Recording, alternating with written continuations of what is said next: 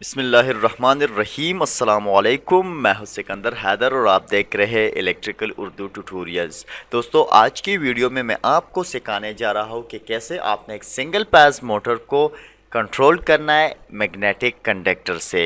मैं बताऊंगा कुछ फ़ायदे मैग्नेटिक कंडक्टर से कंट्रोलिंग की।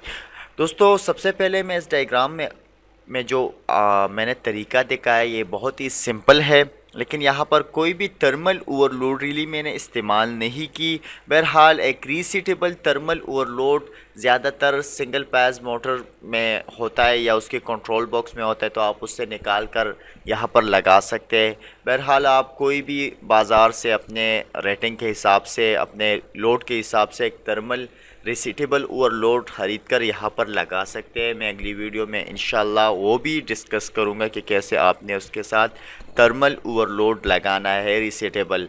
अगर आपको थर्मल ओवरलोड रिसीटेबल के बारे में जानना है तो मैंने उसके हवाले से एक वीडियो की हुई है, आप उसको भी वॉच कर सकते हैं। ठीक है, मैं डिस्क्रिप्शन में लिंक प्रोवाइड कर दूंगा।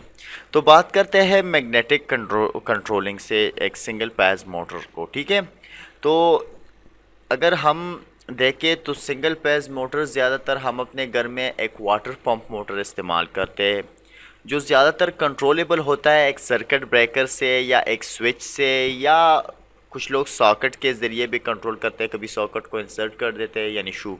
ठीक है, तो अब क्या ज़रूरत है मैग्नेटिक कंडक्टर इस्तेमाल करने की। जैसे कि पहले भी आप लोगों को मैं बता चुका हूँ कि सिंगल फेज मोटर को ज़्यादातर हम एक सर्किट ब्रेकर से ही कंट्रोल करते हैं। बहरहाल कुछ जगहों पर हम मैग्नेटिक कंडक्टर भी इस्तेमाल करते हैं, कुछ मशीनों में एक्सेट्रा एक्सेट्रा। तो घर में एक वाटर पंप के लिए हमें एक मैग्नेटिक कंडक्टर क्यों इस्तेमाल करना चाहिए, मैं अपनी स्टोरी बताता हूँ। मैंने रात को मोटर ऑन किया।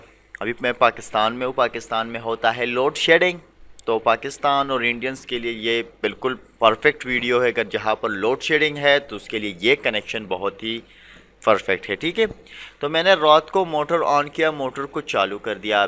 बिजली तो थी, अभी पानी निकाल रहा था मोटर में, कुछ वाटर टैंक का, और वो फुल करने जा रहा था, तो मैंने उसमें 5 रख दिया और मैं आ गया कमरे में।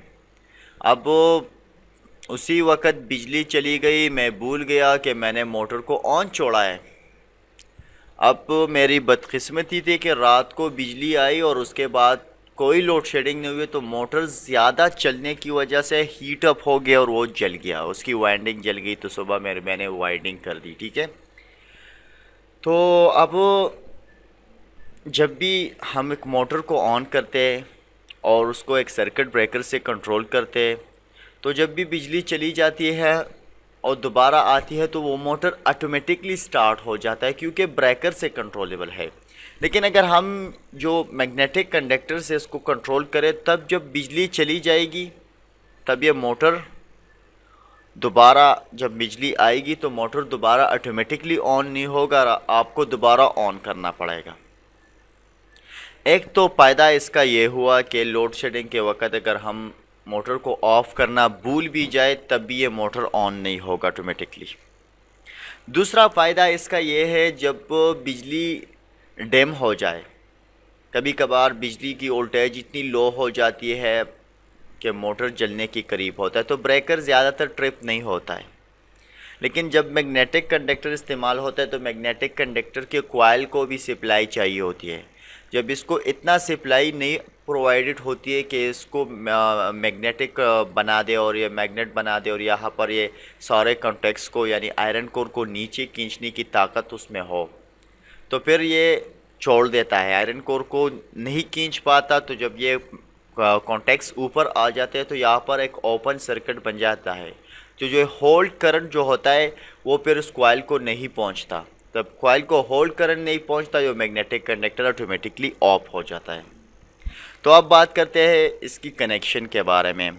तो ये तो दो तीन फ़ायदे हैं इसके, और अब बात करेंगे इसकी वायरिंग कनेक्शन के बारे में कि कैसे हमने इसको वायर करना है, कैसे इंस्टॉल करना है। तो यहाँ पर मैंने लगाया हुआ है एक double pole MCB circuit breaker. ये double pole MCB circuit breaker हमारे जो डिस्ट्रीब्यूशन बोर्ड होते हैं सिंगल पेज के लिए, उसमें as a main circuit breaker इस्तेमाल होता है। अगर आपके पास अपना अपना मैन बोर्ड है तो आप वहाँ से भी सप्लाई ले सकते हैं। बहरहाल अगर आपने एक और कंट्रोल बॉक्स बनाना है तो आप उसमें एक double pole MCB circuit breaker install करें और एक मैग्नेटिक कंडक्टर इंस्टॉल करें, ठीक है। तो आपने न्यूट्रल और पेज तो यहाँ पर कनेक्ट करना है, फिर यहाँ से न्यूट्रल लेना है और न्यूट्रल को मैग्नेटिक कंडक्टर के इस कॉन्टेक्स्ट में यानी मैन कॉन्टेक्स्ट को भी प्रोवाइड करना है, और फिर वहाँ से आपने जो कॉइल के कॉन्टेक्ट्स होते हैं A1 उसको भी प्रोवाइड करना है, ठीक है। फिर उसके बाद आपने जो लाइन का वायर है, हार्ड तार है यानी पेज वायर है, उसको आपने कांटेक्ट करना है यहाँ पर। यह जो मैन कांटेक्ट है मैग्नेटिक कंडक्टर दूसरा उसमें कनेक्ट करना है, और उसके बाद यहाँ से वायर लेना है। अगर यहाँ से भी अगर आप ले ले तो बिल्कुल ठीक है। फिर यही वायर आपने लेना है और एक नॉर्मली क्लोज स्विच को प्रोवाइड करना है, normally close push button switch. ये normally close push button switch को जब हम पुश करते हैं तो इसमें एक ओपन सर्किट बनता है। जब हम इसको छोड़ते हैं और नॉर्मल हालत में होता है तो उसके अंदर इंटरनली एक क्लोज सर्किट होता है। तो आपकी जो गर्म तार है की सप्लाई हो यहाँ पर आ गई, फिर आपने इस स्विच से लेना है और इस स्विच को प्रोवाइड करना है। तो ये नॉर्मली ओपन स्विच है यानी ग्रीन स्विच है। आप इसको जब भी पुश करेंगे तो ये क्लोज कॉन्टैक्ट बनाएगा यानी अंदर क्लोज सर्किट बनाएगा। अगर नॉर्मल हालत में होगा तो ये ओपन सर्किट बनाएगा, ठीक है। फिर यहाँ पर आपने इसको कनेक्ट कर दिया तो यहाँ से आपने लेना है वायर, और फिर यहाँ पर इस मैग्नेटिक कंडक्टर के इस कॉन्टेक्ट्स के साथ ये भी नॉर्मली ओपन है, और ये मैन कॉन्टेक्ट्स मेरा साथ तीसरा फ्री है तो मैंने इसमें कनेक्ट कर दिया है। ये भी नॉर्मली ओपन कॉन्टेक्ट्स है यानी मैन कॉन्टेक्ट्स है, तो आप यहाँ भी कनेक्ट कर सकते हैं। मैंने यहाँ पर कर दिया, यहाँ भी हो सकता है, कोई मसला नहीं है, ठीक है। फिर उसके बाद आपने करना क्या है कि यहाँ इससे आपने एक वायर लेना है और कॉइल को भी प्रोवाइड करना है, और कॉइल से यानी A2 को भी प्रोवाइड करना है, कॉइल के दूसरे टर्मिनल को भी प्रोवाइड करना है, और उस वहाँ से वायर लेना है मैन कॉन्टैक्ट में यानी ये जो सामने मैन कॉन्टैक्ट होता है तीसरा वाला वहाँ पर कनेक्ट करना है, ठीक है। अगर आपने ये तार यहाँ पर कनेक्ट किया है तो फिर आपने ये वायर यहाँ पर कनेक्ट करना है, ठीक है। तो यहाँ पर नॉर्मली ओपन कॉन्टैक्ट्स है और यहाँ भी नॉर्मली ओपन कॉन्टैक्ट्स है, इसलिए मैंने यहाँ पर इसको इस्तेमाल में लाया है, ठीक है। अब बात करते हैं मोटर की। तो मोटर की दो तार है, आपने एक वायर लेना है यहाँ पर कनेक्ट करना है और दूसरा लेना है न्यूट्रल यहाँ पर कनेक्ट करना है। यहाँ जो अर्थ वायर है, आप अर्थ वायर तो मैंने सर्किट में दिखाया नहीं है, लेकिन अगर अर्थ वायर है तो फिर अर्थ वायर आपने अपने जो बॉक्स है उसको भी प्रोवाइड करना है अगर मेटल का बना हुआ है, और फिर उसे आपने अपने अर्थ कनेक्शन के साथ कनेक्ट करना है, ठीक है।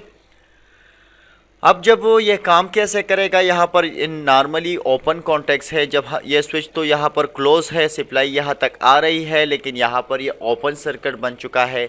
जब हम इस स्विच को ऑन करते हैं तो ये गर्म तार यहाँ पर पहुँच जाता है। तो गर्म तार यहाँ पर भी पहुँच गया है और यहाँ तो ऑलरेडी अवेलेबल है, यहाँ पर ओपन सर्किट है, तो ये इस कॉइल को बैठा देगा, ठीक है। कॉइल को एनर्जाइज कर देगा तो ये कॉइल सेट हो जाएगा, इसको ये टच करंट मिल गया। उसके बाद यहाँ पर इसका होल्ड करंट है, तो यहाँ पर जब ये कॉन्टैक्ट्स नीचे बैठेंगे तो यहाँ पर एक क्लोज सर्किट बन जाएगा। तो क्लोज सर्किट बनने की वजह से ये पेज वायर यहाँ से यहाँ तक पहुँच जाएगा। तो यहाँ तक ये पहुँच जाने के बाद इस कॉइल को फिर वही सेट करेगा यानी उसको बिठा देगा परमानेंटली, ठीक है। अब ये कॉइल परमानेंटली मैग्नेटाइज हो चुका है,